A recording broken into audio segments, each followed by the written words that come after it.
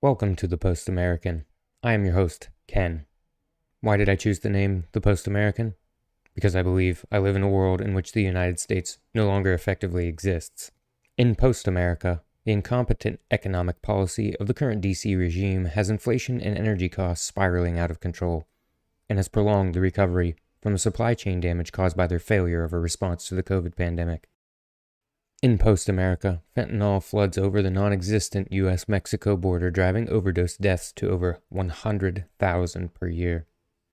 In post-America, you cannot afford food or gas, you can't even find baby formula, and your family, friends, and neighbors are dying from being poisoned by the fentanyl that is being trafficked through the southern border.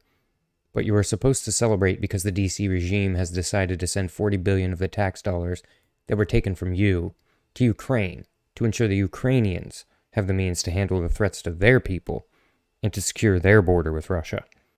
Be sure not to challenge the DC regime with a question like, if greater than 5 times the amount of American civilians have died from overdose than Ukrainian civilians have died in the Russia-Ukraine war in the same period of time, shouldn't we spend our tax dollars securing our country and helping our people?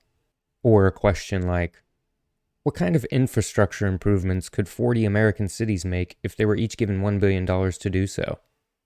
Because if you do challenge the DC regime with questions of this manner, you will be labeled an ally of Vladimir Putin himself and an accessory to the invasion and death in Ukraine. In post-America, every institution related to healthcare and disease has lost all of their credibility after having lied and obfuscated repeatedly during the COVID pandemic, all to further the DC regime's political agenda and Pfizer's profit margins. And there hasn't even been a whisper of holding anyone accountable for objectively lying when they said getting the COVID-19 vaccine prevents you from spreading COVID to others.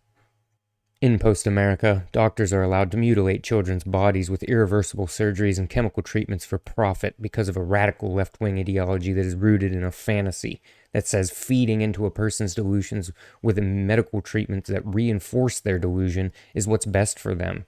However, the suicide rate amongst the children who endure these experiments is approximately 1 in 2, so it's clearly not a very effective, let alone moral or decent course of action.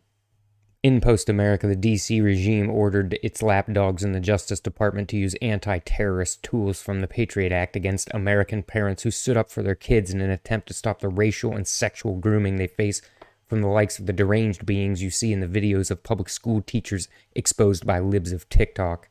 This is while Soros-funded DAs choose which of the laws they will and will not prosecute, effectively nullifying the will of the elected legislatures and sending crime rates through the roof across the country.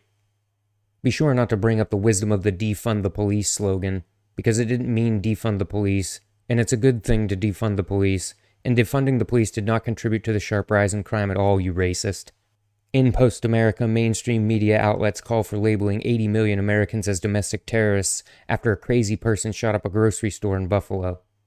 This comes after the whole country watched their cities get sacked and put to the torch by mobs of left-wing supported rioters who caused billions of dollars in damages and the death of over 25 Americans in the summer of 2020.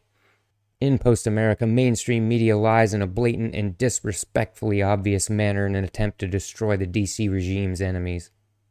Kyle Rittenhouse, Nicholas Sandmann, Jussie Smollett, Joe Rogan, Elon Musk, Donald Trump, Ron DeSantis, Russiagate, Glenn Youngkin, the efficacy of face masks, the efficacy of the COVID vaccines, Tim Pool, Jimmy Dore, Tucker Carlson, Brett Kavanaugh, critical race theory being implemented in public schools. The list goes on. In post-America, abortion has gone from safe, legal, and rare to the Democratic Party proposing a bill that allows babies to be killed even after they could survive outside of the mother's body. But if you disturb a turtle egg on the beach, you're going to be prosecuted. In post-America, the DC regime is conducting the largest human trafficking operation in the country by moving illegal aliens into the interior of the country under cover of darkness without knowing anything about the people they are releasing into your community. I could continue with this in perpetuity. However, this video is meant to give you an idea of the content I'll be producing, not to address and expose everything that needs to be addressed and exposed. That will come in the subsequent content. If you are interested in viewing more of my content, I invite you to subscribe to my Rumble and YouTube channels. If you know anyone who may be interested in my content, please share my content with them. You can follow me on Twitter and Truth Social at PostAmericanKen. Thank you for watching. Until next time.